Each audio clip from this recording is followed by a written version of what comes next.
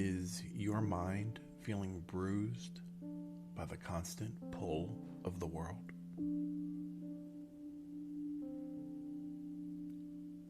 The Dharma teaches us that greed is a mental strain that keeps us restless and heavy.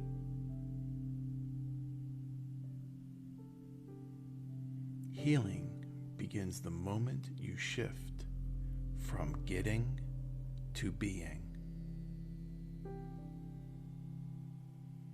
Practice presence.